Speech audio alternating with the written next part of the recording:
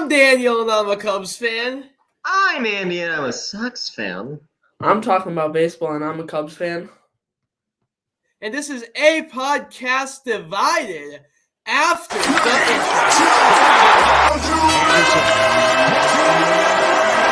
intro. Your Daily Cubs White Sox podcast, the best place for all the baseball debate you need.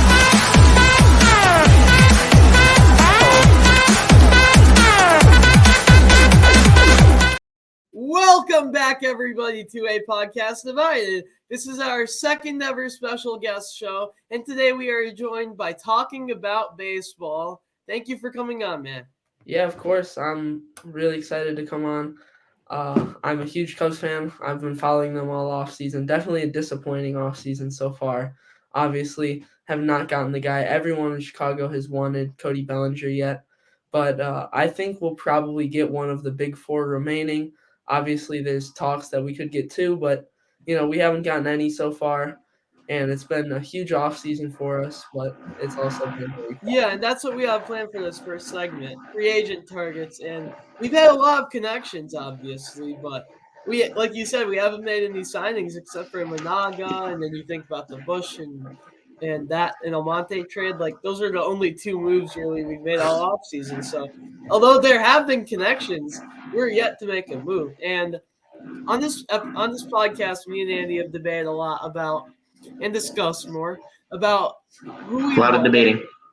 and the bang about who we want Bellinger wise, Chapman wise, and I was pulling up some stats about Chapman and Bellinger, and we were discussing about how good Bellinger will actually be, and his contract could actually end up being like a Hayward contract. So I'm personally a little scared about going into that a long-term deal with a guy who hasn't shown consistency over his career. What do you think about Bellinger over that contract? Will he perform?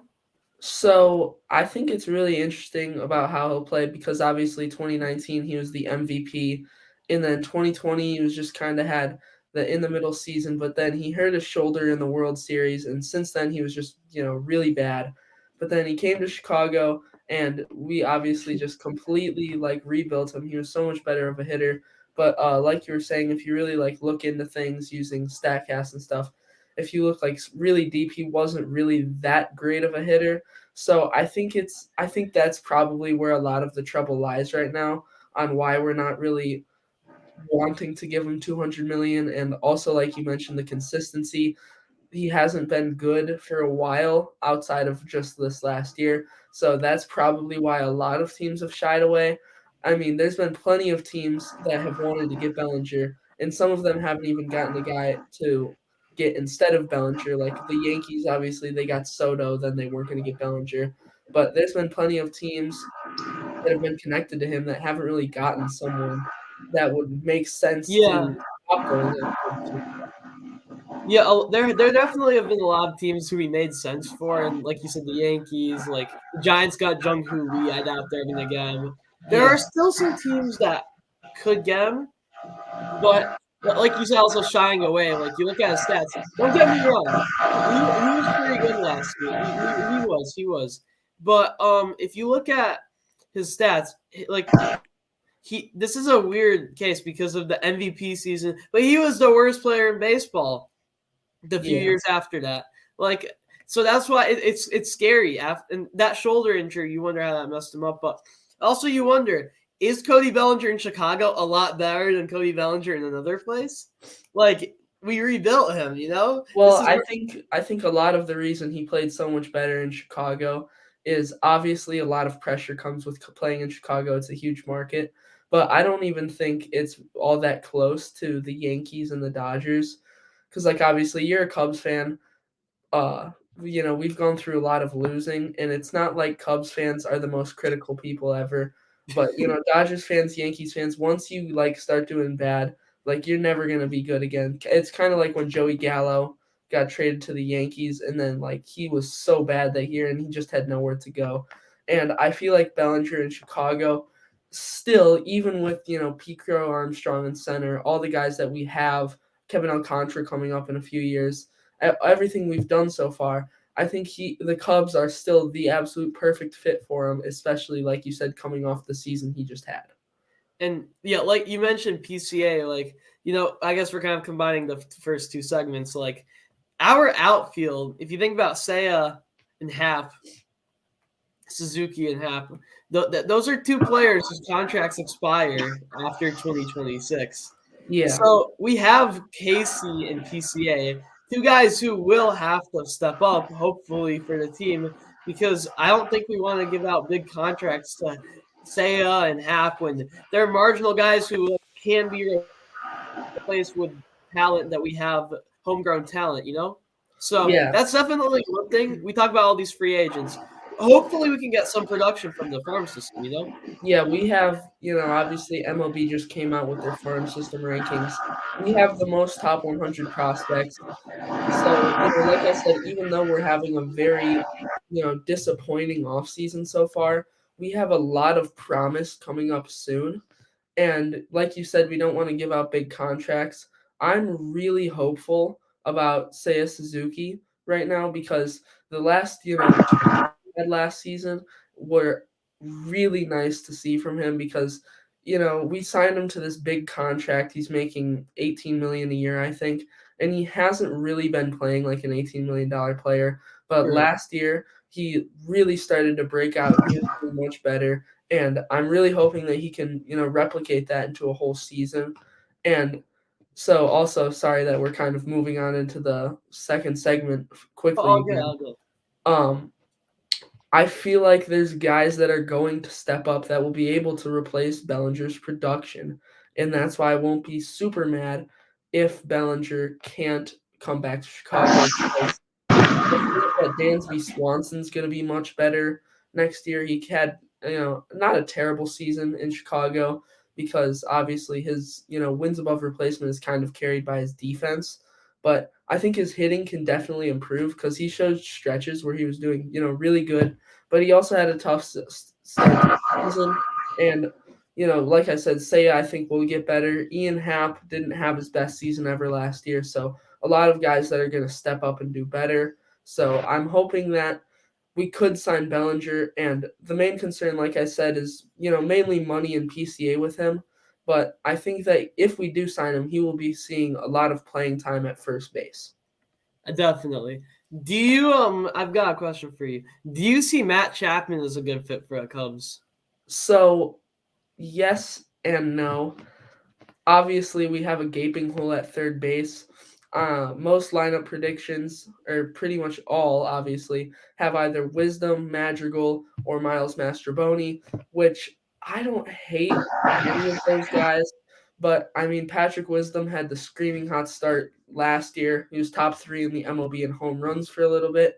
But, I don't I don't think he's going to replicate that. He's shown that since 2021 that he's not that much of a reliable player that you can really just, really trust in this process. And so, but, I would say the same thing about Matt Chapman. He's coming off of a year where ever since he got traded to the Blue Jays, his defensive ability has kind of diminished, which does show that those big follow grounds in Oakland definitely helped him a lot. And it's not getting obviously any bigger in Chicago. And he's pretty much played in 2 smaller markets so far in his career. Obviously, Oakland, very small market, and then Toronto isn't like a huge thing like the Chicago. And he really just wasn't that good last year. I mean, he had a couple really bad months. He had an OPS in the 600s. So, I mean, obviously, I would love to get him because he's better than what we have at third.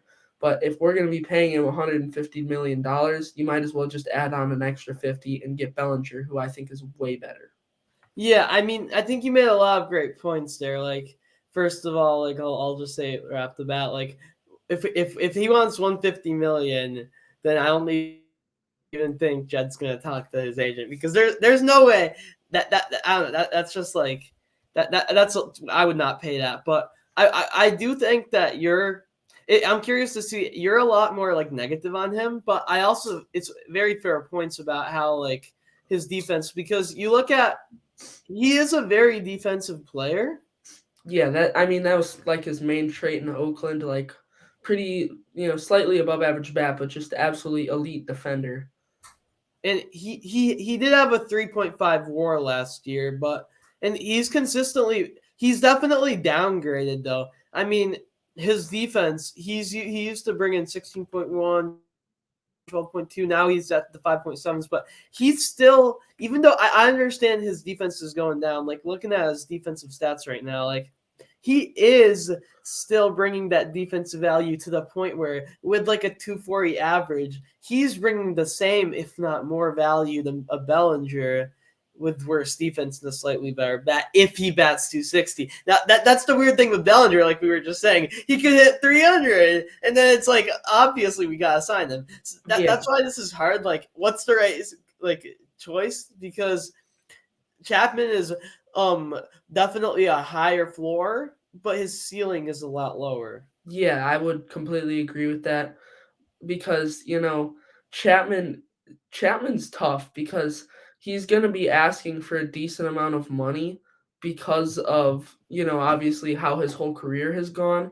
But this last season probably diminished how much money he was going to get in general. And I know, like you're saying, I wasn't saying he's a bad fielder now, but I just would rather, even if he was only asking for $100 million, depends on how many years, I would still definitely rather have Bellinger. But, like you were saying, it's hard to project. Like if Matt Chapman were to come here, play the same defense as he did last year and raise that batting average, 260, 270, that would be great. 25 home runs, 260 average, elite defense. That'd be amazing. But also, I feel like that's exactly what Bellinger did last year, and that's like the highest of hopes for Matt Chapman. And I feel like the highest of hopes for Cody Bellinger is him like almost returning to his 2019 MVP stuff. So I feel like I would, but then also there's where Chapman is going to be cheaper. It doesn't matter how much cheaper. He's going to be a lot cheaper than Bellinger, but the big four are all Boris clients, and I wouldn't be surprised if some of them do get unsigned going into spring training and maybe even opening day, as it's, it hasn't not happened before. Most recent one is Dallas Keuchel in 2018, 2019, didn't sign until August, coming off of a great season. So I don't think either of them will make it that far, but I think that they probably will go pretty deep because Boris is going to wait until he gets his deal that he really wants. Yeah, that it is definitely that type of market where like Boris controlling his big four, like you were saying earlier, and without those big four, like you've got a lot less quality players and on the market. So Boris is definitely controlling it, leveraging it, and he wants to make the most money. And he has no problem with going into spring training without Bellinger on the team, which is a scary thought. But then again, he wants the money. That's why you get Boris as your agent if you're a player. And yeah, he will guarantee you the biggest money you can possibly get, no matter how long it takes them. I mean, He's also not afraid to jump at an offer. I mean, his guys will sign super early, but it's not shocking to me that these guys have lasted so long simply because their agent is Scott Boras. Yeah, and also you wonder, like, I heard this on Locked On Cubs like a couple of weeks ago, like Sam was bringing up, well, if you've got the Cubs interested in Chapman and Bellinger, how much do you tell each guy leveraging each other's deals, and can you really manage them both and give them like it's hard to say what's going on there because it's confusing. Like you've got both of these guys who the Cubs are interested in. But Boras isn't just gonna tell them, "Oh yeah, you got a good deal with Chapman. Let's sign with Chapman." He's gonna fight for both, and it's gonna be a tough thing to get any deals done. But that's what Jed's being paid for. So yeah, that's the thing with the big four and Boras right now is that, I mean, there's multiple teams rumored to try to get multiple of them. I mean, the main ones obviously are the Cubs and the Giants, and both teams have been connected to all four players all offseason. I mean, the Giants have heavily been connected to Snell and Chapman and a little bit Bellinger. I haven't heard too much Montgomery from them, but we've been connected to all of them. I mean, there was like for a week that we were the number one team to get Montgomery. some people thought we were going to get Snell, and then obviously we're number one for Bellinger by a ton. So, I mean, both teams have been heavily connected, and it's weird because it's like you would call up Boris to talk about one of their clients. They'd be like, okay, that was a good conversation, and then it's just like, okay, how about we talk about the next guy? Because I mean, all teams are going after for a lot of them, and it sounds like two of them are probably going to go to one team.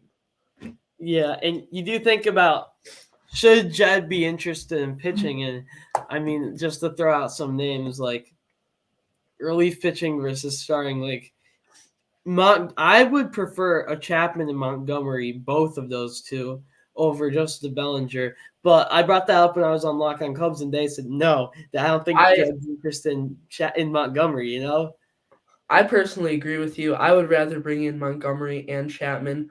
Pitching, I don't think. With Imanaga, it's not a glaring need. And also the other thing against Jordan Montgomery and Blake Snell for us bringing them in is that they're left-handed pitchers.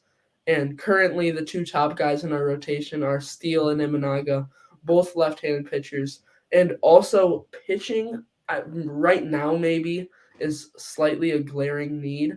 But I feel like that our rotation currently is pretty solid, and I'm pretty happy at where it is. And also we have big guys coming up. I'm interested to see what Jordan Wicks will be able to do in his second year, because he looked really promising last year. I mean, the ERA was close to 5, not in a great spot. But, I mean, just watching him, he didn't look like a rookie. He looked like he was a veteran out there pitching.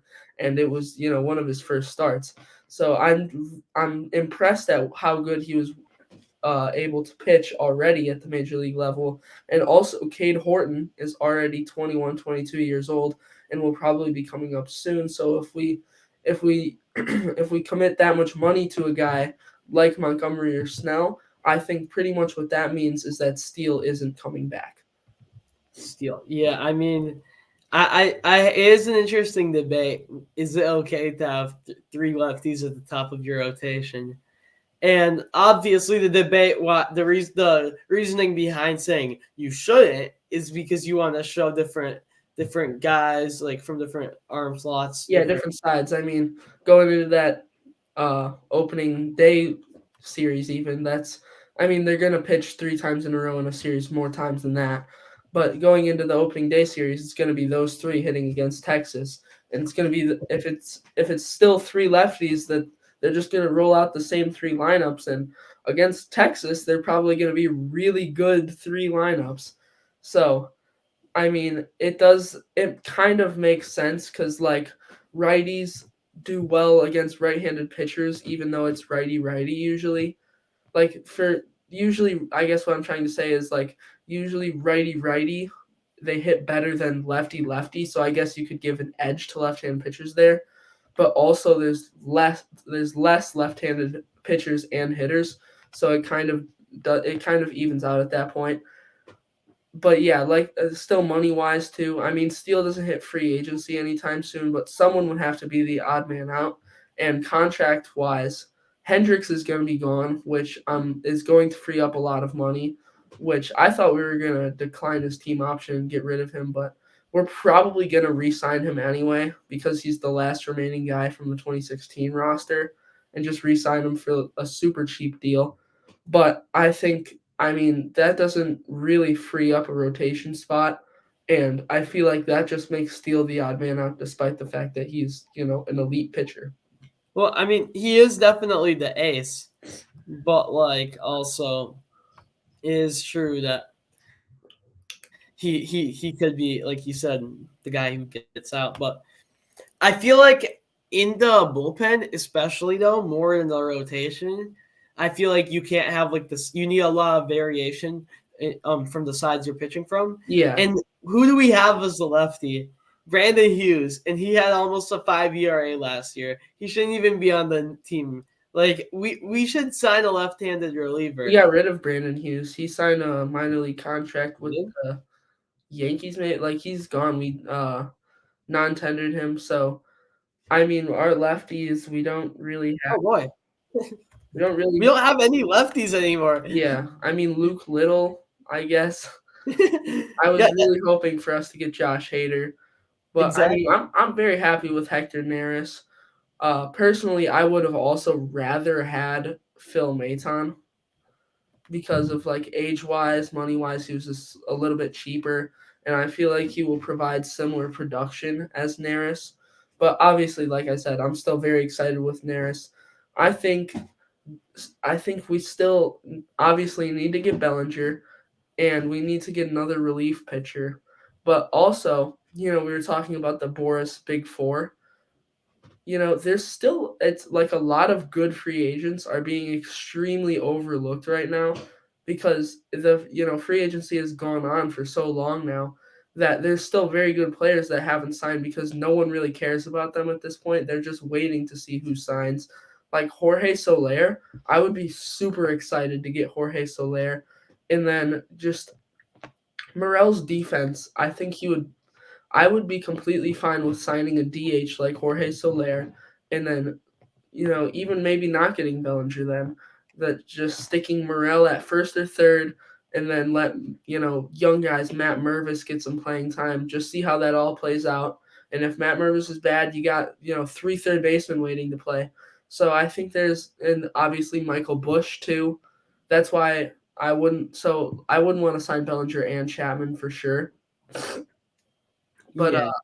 I mean, we have a lot of guys that can play anywhere. And so honestly, if we just signed Jorge Soler, stuck Morel at third, Bush at first, just save the money for next year with Hendricks' contract coming off too, I wouldn't totally hate that. I mean, I see what you mean. I'm curious now to look at the 2025 free agent class, but like, looking at left-handed relievers briefly, like we were talking about, there's like no one left here. Like, you tell me if you know any of these guys. I know like maybe 5, but like these guys are literally like the most. Aaron Loop, Jarlin Garcia, Brad Hand. I have heard some about Brad Hand. Joely Rodriguez, Lucas Lucci, Taylor Hearn, Brett Martin, Sky Alexander, Justin Wilson, Anthony Banda. They're like maybe like 5 more guys. Like you don't got a lot of guys left. Sean Doolittle, I believe, was there. You've got a lot of like maybe like 4A players. You know what I mean? Like I'm not super excited about any of them. So I wouldn't be excited if we signed any of them. But so you were talking about how you would be intrigued to see the 2025 free agents. And, if we saved that money, I feel like I would honestly be happy to save that money because you've got Juan Soto most likely hitting free agency because I mean the Yankees of course have a ton of money, but they have 2 guys, Garrett Cole and Aaron Judge, locked up for like $800 million, which it's going to be tough to bring back Soto because he's going to be a lot of money and he's probably going to get a $500 million contract. I don't think it will be as much as Shohei, but I think his contract will be in the $500 million range. But obviously if we consider that as too much money, which I'm sure we will because, Shohei was – I honestly think we could have gotten Shohei, but $700 million, I would not have wanted to pay that either.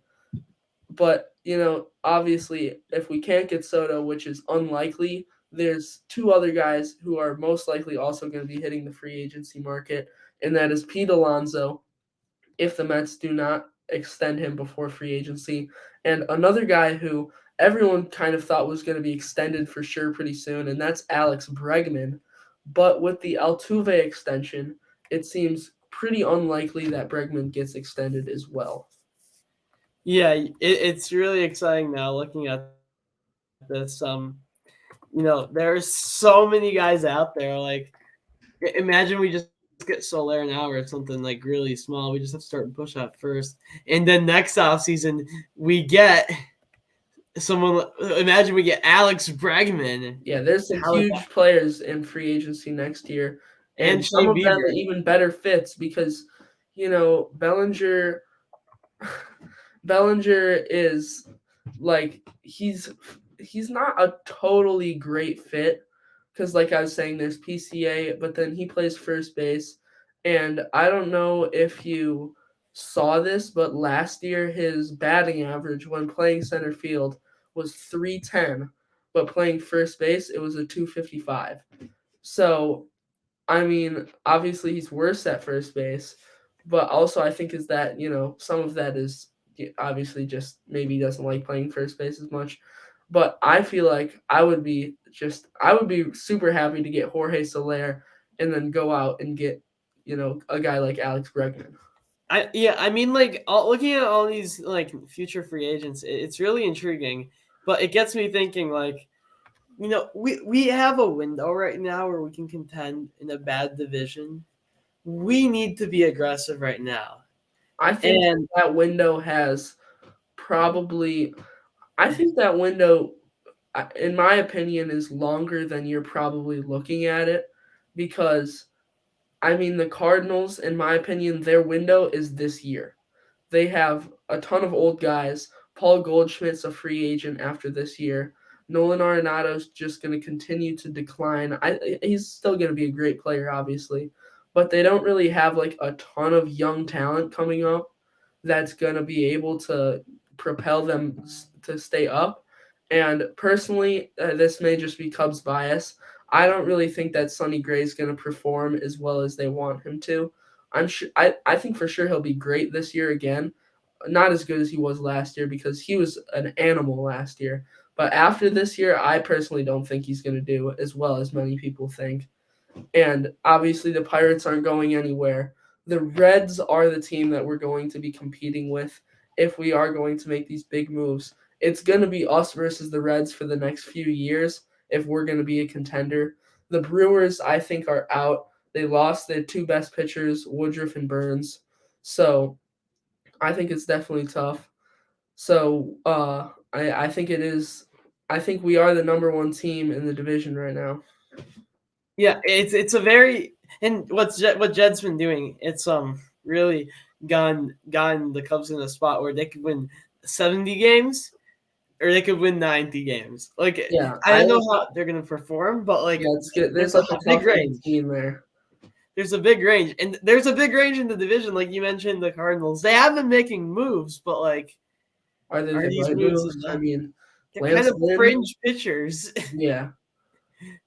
Like, I don't know if I trust that to win the division. Yeah, their pitching staff going into this offseason looked horrific. I mean, it was Miles Michaelis and Steven Matz. So, I mean, it's tough. There's a lot of different standpoints the Cubs could be at right now and going into the next offseason and where we're going to go.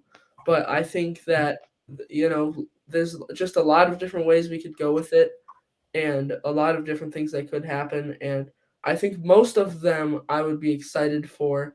But, getting no one for the rest of the offseason, if we went into opening day with this roster, I would not be very happy. Yeah, that would definitely not be very good. And so now we're gonna go into some trivia. All right. Sadly, Andy had to go. But just like on your any last thoughts about any other guys we got assigned? No, I don't really think so. We talked about most Everyone, free yeah. agents. I think Tommy Pham could be an interesting ad as well. You're talking about how we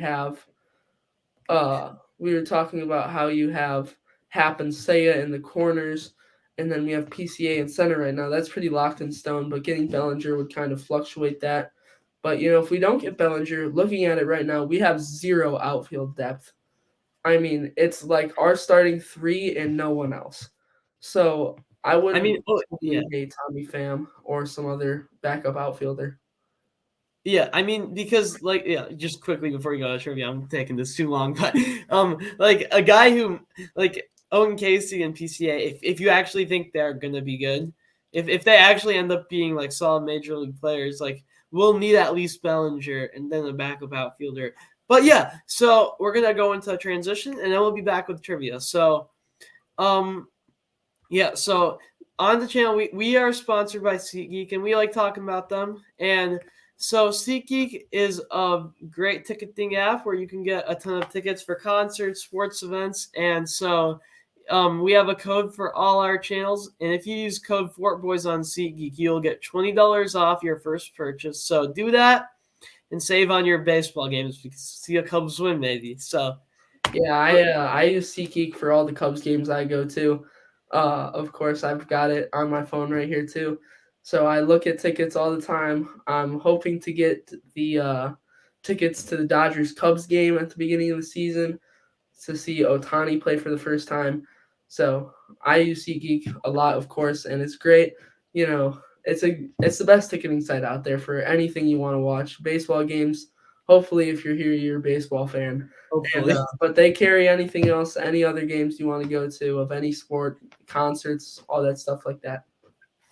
Yeah, so great. So now coming back, welcome back to a podcast divided, and it's time for trivia. So we will be. Last time we did this on our first ever special guest show, we went a little bit too long. We did the first to 5. That took way too long. So today we're gonna do first to 3. All So, would you prefer a Cubs trivia book or an MLB trivia? Whatever you want to do, I think I could do pretty good in either. Okay, let's do Cubs at first, and maybe I'll switch over if I get tired of this one. So, I can go first if you want. All right, you do that. Okay, sounds good. So, find the question here. So, in 1996 or 1966, the Cubs acquired Hall of Famer Fergie Jenkins from which MLB team?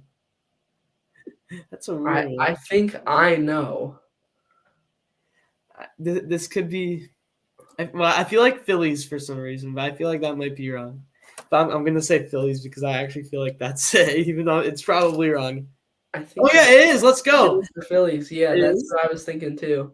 Okay, I originally thought Texas, but I think he went to Texas after the Cubs, and he played like a season with the Phillies at first. Oh, that's crazy. Okay, I got 1 point then. Let's go. All right. Okay, One your question. The Cubs acquired Hall of Famer Ryan Sandberg from which MLB team in 1982? This is going to be the Phillies yet again. Played his rookie season with Philadelphia, went back there for his last season, I think, and then I'm pretty sure he managed there as well, maybe. Yeah, he managed in their minor leagues, and I think he got brought up. Yeah, okay. But I know I think he's originally Correct. from Pennsylvania too. Correct. Yeah. We're tied now with the Phillies questions. Okay.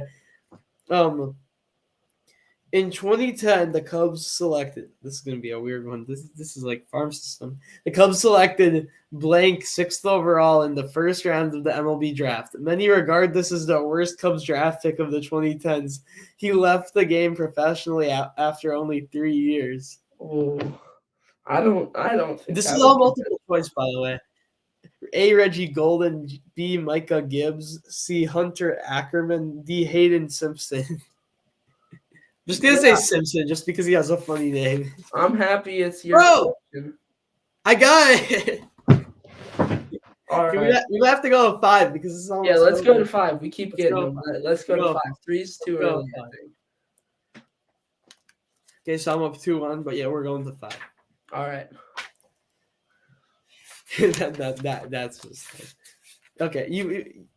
I'll give you a little harder one. Which Cubs?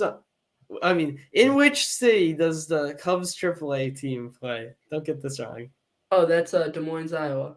Yes. Des Moines, sorry. I went to an Iowa Cubs game 2022, so it was like 105 degrees. That's crazy. I will never forget going to Des Moines. But that's cool. Yeah, I didn't even have to read any of the multiple choice yet for you. Oh, okay. I didn't know it was multiple choice. You're too good. Okay. Outfielders for me. Which team did former Cubs outfielder Andre Dawson not play for during his career? A. Montreal Expos, B. Boston Red Sox, C. Tigers, D. Marlins. I know he played with the Expos, but everyone else I'm not sure about. Yeah, that was kind of the same way. I think I know which one it is, but I could be wrong. I'm just gonna say Tigers because I feel like I see him with the Red Sox. I don't know why. I said Tigers, right? Yeah, I got it. All right. I was thinking it was not the Red Sox. I was pretty certain he had played with the Marlins. And obviously I knew the Expos, but I didn't think he played with the Red Sox. So Yeah, we're doing really good. I don't know how we've gotten every single one. Yeah. Okay, We're like 7 or something. I know, right? Okay. This is a weird one for you. Which former Cubs infielder hit a home run in his first MLB at bat and drove in 6 runs in that game? Or actually, I might know this. Former Cub infielder. Is there his multiple choice? Yes. All right. A. Aramis Yes. Ramirez. B. Darwin Barney. C. Anthony Rizzo. D. Starlin Castro. Oh, this is actually really tough. So Rizzo didn't start with the Cubs. Yeah, he started with the Padres, but his debut was with the Padres too. So wait, who is A again? Ramirez, Barney, okay. Abraham. and then Castro. Oh, I'm between Barney. I'm gonna go Barney. Darwin Barney. It might be wrong though. Darwin Barney. Oh yeah, it was Starlin Castro. That's what I was thinking. Right. I just remember he had like a good start and he kind of like fell off. Yeah, he got arrested for something like 2 years ago, and he hasn't played since then. Yeah, he fell off. Okay, back to me now. Lee Smith spent 8 seasons with the Cubs, but played 10 more seasons in his career after that. Which of the teams below did Smith not play for? I don't know any of these. Montreal Expos, California Angels, Boston Red Sox, Houston Astros. Okay, I know who it is. You know who it is? I'm going to say Angels, but I don't know if that's right. That's been Astros. Yeah, it was the Astros. That was who I was going with. I ran my luck out. Okay. Now your turn. No, that was too easy. This is the 2016 stuff. Like, this is the easiest thing ever. Okay. Which nickname is not used to describe a series between the Cubs and the White Sox? A. Crosstown Classic. I think it's definitely that one. Yeah, I know, right? B. The Windy City Showdown. C. Cubs Sox Showdown. D. North South Showdown. I don't think I've ever heard the North South Showdown. So I'm gonna go with that one. I mean, usually it's North Side, South Side, not just North South. So I'm gonna go with D. Sadly, it's C. So young. Oh, yeah. If you watched our first ever guest, I got that one wrong too. So it's curious if you'd see that. I've never heard of the other 3. So like, I've heard of the first 2. I was between C and D. I definitely. I mean, Cubs Sox. I feel like makes sense. Yeah. Crosstown Classics always, and then like Windy City Showdown. I think I've heard that. And the rest, I don't know. Okay. Now for me, I'm still up 3-2. Which Cubs pitcher was the first pitcher in MLB history to win the Cy Young Award 4 seasons in a row? That happened? A. Greg Maddux. B. John Lester. C. Fergie Jenkins. D. Kerry Wood. Oh, Maddux is a good. Yeah, no. This is easy. This is easy. You have to think. I'm gonna give you a hint. Think kind of out of the box. That's Kerry Wood. No, he got hurt too quickly. Yeah, he like transferred to a reliever too. Fergie Jenkins. Which one am I looking at? Is it number 1? Oh, I was gonna say Greg Maddux. No. So yeah, that's what I was trying to say. Think out of the box because he didn't win the 4 with the Cubs. He won them with the Braves. So that's what I meant. Like, no one, a Cubs pitcher has never won 4 Cy Youngs in a row. I don't even know if a Cubs pitcher has won 2. So, but yeah, you said Maddux, and I'm like, it's definitely him with the Braves though. Yeah, because I know he's done it. Okay, so now, okay, this is just Fergie Jenkins stuff. How many MLB teams did David Ross play for in his 15-year MLB career? I only know 2 of them, but there might be a lot. I know more than 2. So I know you probably know Red Sox, Cubs, if I had to guess. Because those are like the 2 main ones. You want the multiple choice? Potentially. I'm gonna go not yet though. So I've read his book. It's called Teammate. It's a Same. great book, and he goes through his whole Same. career there. So I'm gonna be kind of sad if I get this one wrong. Yeah, But I read it too. I forgot. I know he's played obviously Red Sox, Cubs. I know he's played with the Marlins, the Dodgers, and the Reds. And I think that 5 is it. But I Going with that? don't totally know. You gonna lock in? Oh, I don't know if I want to just choose one more. I have a sign with all the teams on it. And I'm You trying. want? I'll give you the multiple choice. 2, 5, 7, 12. I don't think he played with 7. I'm gonna go 5. It's 7. What are the other 2? It doesn't say. It just says 7. All right, I'm gonna figure out what the other 2 are while you do your question. Yeah, you gotta look that up. Okay. Former Cubs infielder Ryan Sandberg spent all but. Okay, no wait. I asked that to you already. Okay. Yeah, we did. Yeah, I was gonna say don't do that question again. Which former MLB outfielder and former Cubs manager is one of the only 2 players in the MLB to reach the World Series in 3 consecutive years with 3 different teams? A. Dusty Baker. B. Joe Altobelli. Whoever that is. I don't know who that is. C. Don Baylor. D. Lou Piniella. So anyway, in 2005, which was his 3rd season, he played with the Pirates and the Padres in 1 year. He never played with the Marlins. I was wrong about that. I want to say he got drafted by the Marlins. No, he's from Florida. Okay. And he played with the Braves for 4 years. Oh yeah. So those are the teams I was missing. You probably thought Dodgers because of Hayward, but Hayward was on the Braves back then. So Yeah. it's cool. Okay, so I'm gonna say Lou Piniella because I actually read his book too, and I know he was in the World Series. So, and I know he was a Cub. Yeah, but was he in the World Series in 3 consecutive years? Oh wait, he was because he was with the Yankees after he left the Red Yeah. Sox, and then that's when they were really good. Oh no. Okay, Yeah. it's 4-2. I need to get this. I didn't check it yet. Oh. It's Don Baylor? Okay, there we go.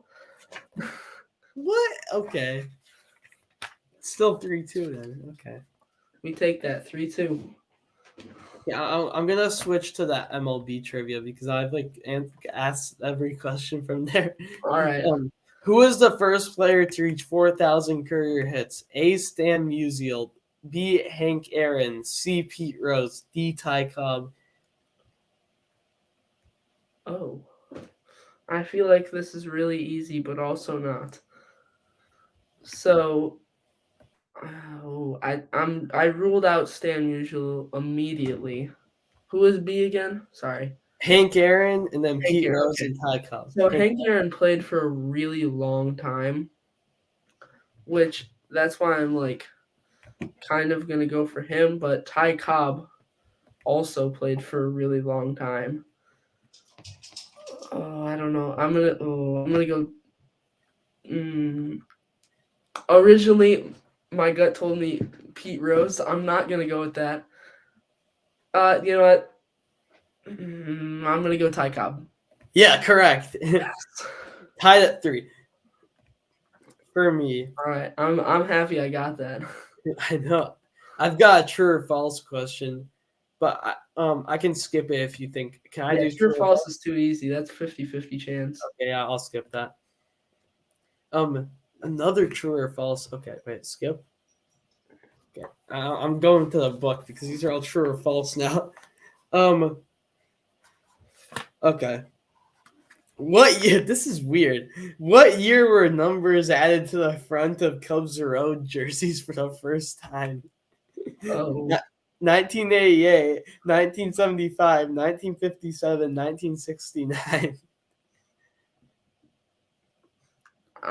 I'm between all of them. There's one that kind of stuck out to me. I feel like it's 1975 for some reason. Come on. It was 69. That was my guess, was 69. If I had your questions, I would have won already. That's every single one you have, I've gotten right so far. I know. I always feel like that. I always feel like if I only had the other person. Okay. Who threw the Cubs' very first no-hitter in 1880? A. King Kelly, B. Tom Poorman, C. Fred Goldsmith, D. Larry Corcoran. Okay, well, that's a real easy question. That is, of course, I forgot the names because I don't know any of them. I'll go ahead again. I'm just gonna guess a random one. Okay, just guess a I line. think I knew Kid Kelly, so I'm gonna go with A. King Kelly. Oh, yeah, that's what I meant. It was Larry. Okay. Oh, dang. Okay. Who suggested? Okay, that's too easy. Who was the very first manager of the Cubs franchise? A. Hank O'Day, B. Don Zimmer, C. Albert Spalding, D. Bob Ferguson. I'm gonna say Albert Spalding. I can't remember if he was a manager. I know he was back in the beginning. So, okay, I got that. Okay. Yeah, I was. I'm up 4-3. That's right. Okay. All right, 4-3. I've got a question for you in the All MLB too. So, which one do you want? Either one. Let's go with the MLB one. Okay. In 1998, David Wells of the New York Yankees pitched a perfect game. Which team was this against? A. Baltimore Orioles, B. Cleveland Indians, C. Minnesota Twins, D. Toronto Blue Jays. Well, I knew you were gonna ask me I thought you were gonna ask me what team was he pitching for. I was gonna be like Yankees, easy. And then you said what team was he against, and I'm like, oh. Was that I'm pretty sure it was Cleveland. Cleveland? Oh, it was the Twins. All right, if you get this, you win. Okay, I've got another MLB one. Which team won the first World Series in 1903? Boston that's Americans. The easiest question ever. Cleveland Naps, Pittsburgh Pirates, Chicago White Stockings. That's easy? That's not easy? I don't know. I know the matchup and who won, and I think how many games. You do? Yeah. I feel like the first two are the really old names. Boston Americans. It was the Americans versus the Pirates in 1903. Let's go. I win. Yeah, so the original World Series was 9 games, and I think it went 7. Well, this has been really fun. We've gone 18 minutes over what we normally do, but that's okay. It's been great. So thank you so much for coming on again, man. Talking about baseball. Yeah, thank you for having me. I'd love to be back again.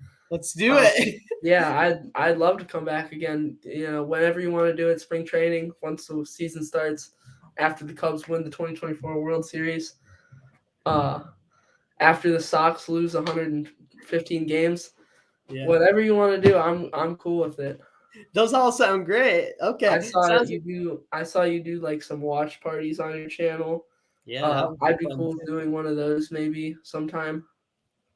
So it all sounds great. Yo, we'll definitely run it back. Maybe do a watch party. Maybe do some more podcasts soon. So yeah, definitely. Thank you, man, again. And thank you very much for having me. Until next time, guys. Yeah. Thank you for coming on, man. Yeah, let's go. Go Cubs. Yep. Thank you guys for watching. Goodbye.